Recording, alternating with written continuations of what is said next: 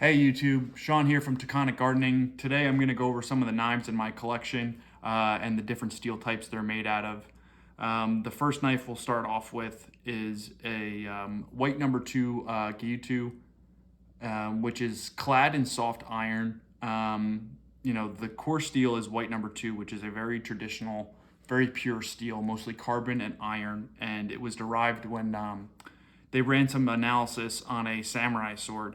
So this, in its very sense, is similar, I guess, to a samurai sword in its actual metal construction. Obviously, the shapes are different, and how they would have ground it and everything is different. But it is a double bevel knife, meaning that there is an edge on either side. Here we have a single bevel knife, and then on the back side, there's a micro bevel. So with the this particular Gyuto, it is it's from Hidehira, and I love white number 2. Actually, it's very easy to sharpen. The only thing is, because this knife is clad in soft iron, it will rust, and I don't want to say it's a pain, but you have to be very careful with them. I mean, even someone who takes care of their knives like myself, as you're cutting it, you have to, wipe it down between, acidic vegetables or fruits like tomatoes and onions, and then completely dry it. So if you're a home chef or someone, and let's say you have a young child at home like myself, or just a busy individual with work and not a lot of time, definitely do not get a knife that is clad in soft iron, whether that be white number 2, or here we have a blue number 2 Nakiri, also clad in iron. Here it has like a Kiriyoshi finish, which is left some of the gunk on from when they were forging the steel, which helps with the rusting because it's protected with the layer. But they do make white number 2 knives now that are clad in stainless steel, so only really the edge of the bevel will show the core steel, and you really only have to worry about drying that. That would be a great way to go. I think you'll be very happy with white number 2, but just be mindful, it does rust. You have to take very close care of it. I would be extremely careful of getting anything clad in soft iron. I don't think I would actually ever buy a knife again clad in soft iron. I have time, but I don't have that much time, especially when I'm cooking. Typically, I'm cooking a lot of food at once, and there's just a lot of prep work to do. And I find that the soft iron cladding is just not for me, and I don't think it's for most people unless you're very into knives and cooking. But white number 2 is a great steel, and then blue number 2 is also great steel. They took white number 2, which is essentially the pure steel, and they added some tungsten to it to make it a stronger, more durable steel than white number 2. Both of these steel types have a high Rockwell hardness level, so you shouldn't cut anything that you wouldn't bite with your teeth, because they will chip and crack and all that stuff. But they really aren't that temperamental, just as long as, like I said, you're not trying to cut anything that you wouldn't bite with your own teeth. And they kind of, blue number 2 gets its name from just the sheet of paper it comes with from the Hitachi factory in Japan, and I believe the white number 2 also is sold with white paper. It's where you get the name. Between white steel and blue steel, there are 3 different grades: 1, 2, and 3. 3 being the highest and 1 being the lowest. And I don't think it's exactly as clear cut as that. Like, white steel number 1 and blue steel number 1 are both, very good steels, and there are a lot of, knife makers in Japan that make knives with those steels. Their just composition is slightly different, and I'm not going to get into the molecular structure of knives. That's not the point of this video, and really not my expertise, but more just overall knowledge of it. Next, we'll move to this Morihei Santoku, which is one of my absolute favorites. I think you would even have a very hard time, trying to even find this knife. I don't even think they make it in this style anymore. Also, I'll point out that these 3 handles here are all custom. I'm pretty sure this is ebony, this is olive wood, and this is rosewood.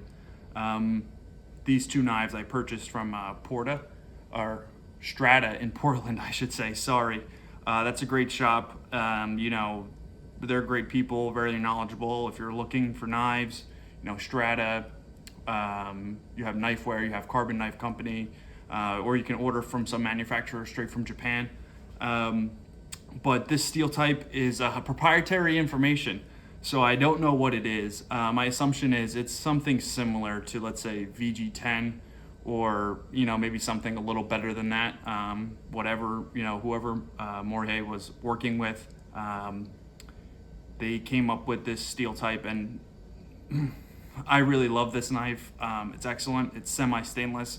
And it just gets a lot of work done.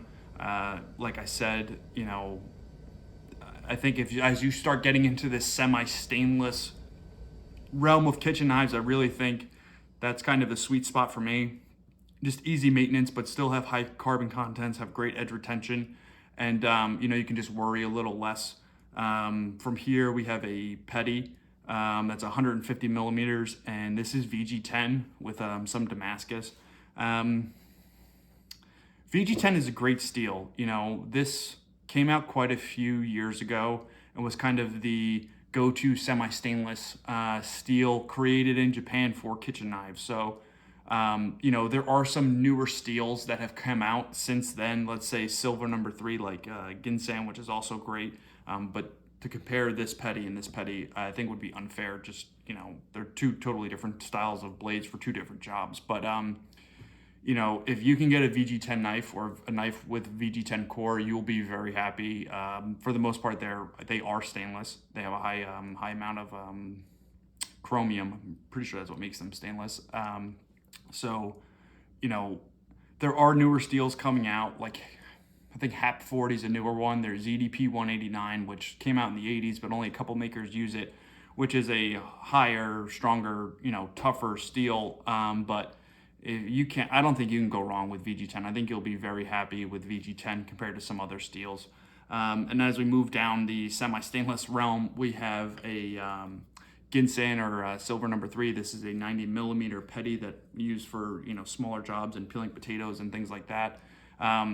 I really like silver number 3 too. I think it's up there with VG10. I would probably pick up a silver number 3 or a Ginsan knife if there was a longer one available.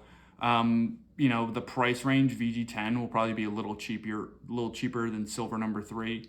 And both silver number 3 and VG10 will be cheaper than these ZDP 189s and this HAP 40 and some of these other manufactured powder steel mixes. Though they are very good, just be mindful. And the steel type is like very important for knives, especially because it just, there's just such a difference between, these are tools. These are not something you go, to a grocery store and buy a throwaway knife. I mean, these knives you will have for years. Hopefully I'll even pass them down.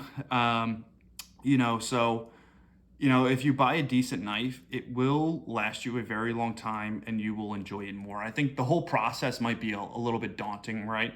Like getting a knife and sharpening and getting tools to sharpen them. But for the most part, everyone kind of has a throwaway knife or a throwaway sharpener you're using. So, it's really nothing more than you already have. It's just, better, and you will enjoy it. I mean, there are some Japanese sharpeners that's, say things like, the food tastes better just the way you cut the cells, whether it be through vegetables or meat or whatever. I don't know if I necessarily believe that, but the whole process is very rewarding. And some other knives, like here is a Deba, which is a single bevel knife, and this is VG1. So VG1's a little bit of a lower grade than VG10, but I like VG1 and I like VG2, and you can get that stuff at a great price as well.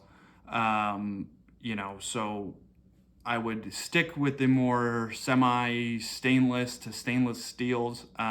If you want, the high carbon's great too. Just make sure that it's clad in stainless. It will just be so much easier for you to take care of. I mean, I really, like this.